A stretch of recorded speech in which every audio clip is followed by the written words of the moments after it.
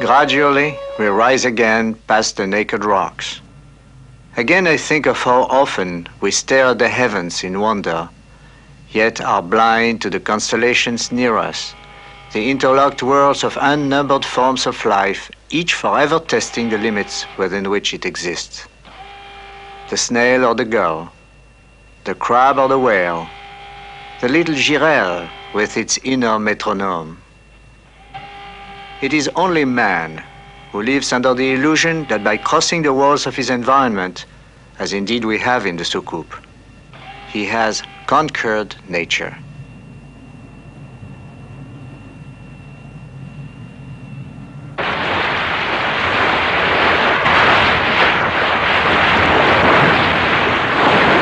In the caldera, all was calm. The violence of what may have been Earth's greatest explosion seemed remote, impossible, a trick of human memory. Now the soucoupe emerges from stillness into storm, where a running sea threatens to smash it against the Calypso's hull.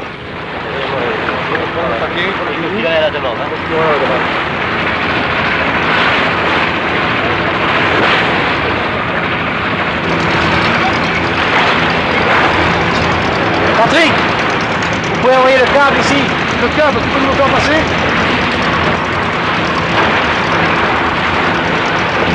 Vous pouvez l'envoyer ici, là.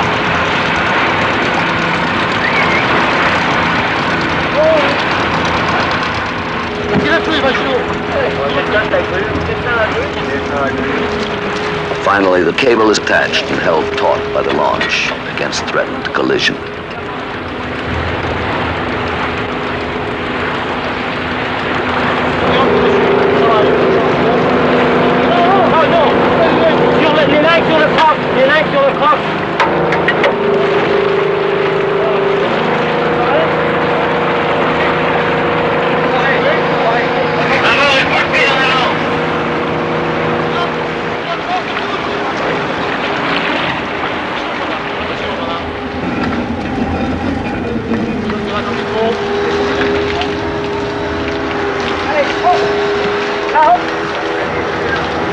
At last retrieved from the sea and hoisted to the Calypso deck, the two tossed mariners climb out into the wind.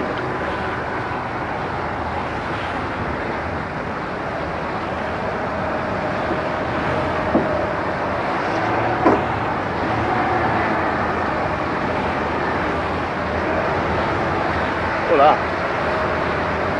Oui, ça souffle. Ça souffle, hein? C'est plus calme en bas. En bas, c'est le calme des grandes profondeurs. Alors, c'était beau? Ah, il y a des choses.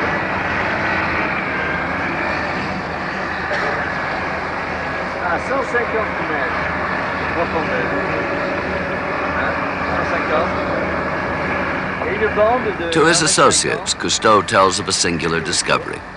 Nearly 500 feet down, at a depth well beyond that reached by the free divers, and well beyond the life zone in the caldera, they have found a remarkable seam, perhaps 5 feet in width, that forms an almost continuous band around the underwater flanks of Nea Kamenni. Unlike the larger rock above and below it, Cousteau and Falco report, the seam is composed of scoria, small broken stones which have been seared and blackened by great heat and flame.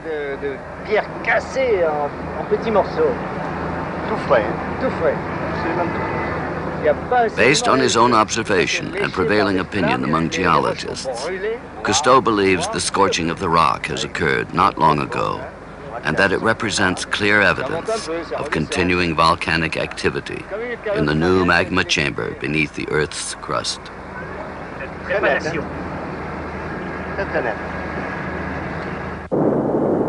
Deceptively peaceful now, the great giant still mutters in its sleep. Even in relatively recent times, in 1925, in 1938, and even as late as 1956, eruptions and tremors have caused lives and damage on Thera that is still visible.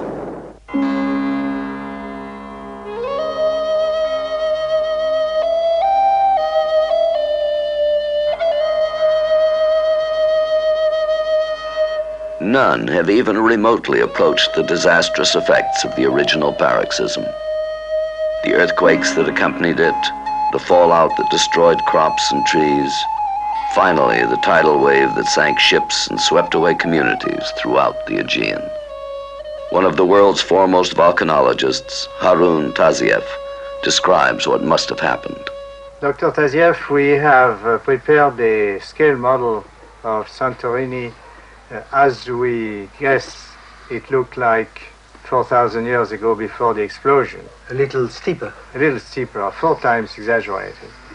Now, what are your ideas about how it happened? Well, my ideas are based upon what all the specialists have studied very carefully for many, many years. Well, according to geological evidence, it is almost sure that the volcano was apparently extinct. It was inactive since several centuries, when approximately 3,500 years ago it resumed its activity.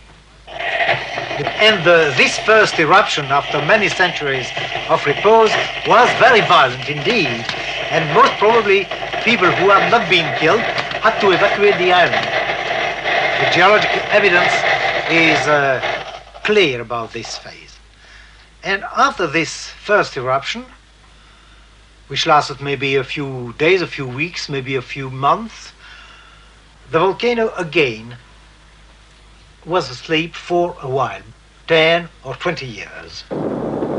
After this lull, the eruption started anew, and in a few days it grew in intensity up to a formidable paroxysm.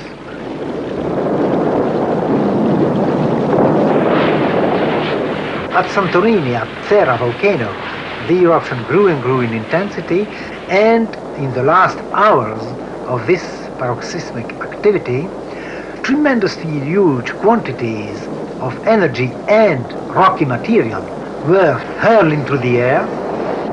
After all this matter had been ejected, a huge cave was created down below, and when all had been expelled, the upper part of the volcano collapsed suddenly in this cave. And this collapse created the huge caldera. The water followed, was sucked in, and then tremendous tidal waves were created. In a model basin, a Hollywood studio once attempted to recreate the awesome power of a tsunami or tidal wave.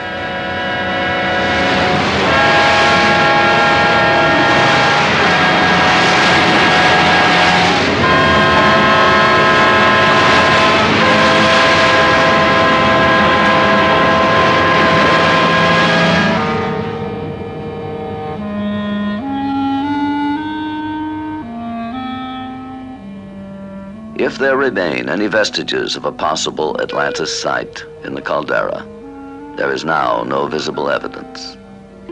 Any artifacts would lie forever buried under a huge mantle of volcanic ash.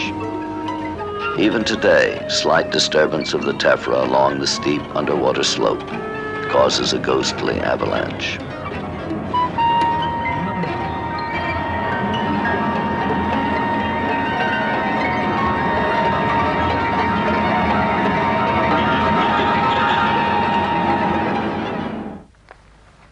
Ashore, the unstable tephra offers advantages. Believing Thera and Crete jointly formed the basis of the Atlantis legend, archaeologists at Thera in 1967 began excavations now supervised by Dr. Christos Duma. Does this represent the entire city of Akrotiri? No, only one part of it, and we don't know what percentage of the city this uncovered area represents, because we have no limit in any point of the city. You never reached the limit? No. What is this house here? Here we have the north facade of the house Delta, and here is the staircase leading up to the first floor.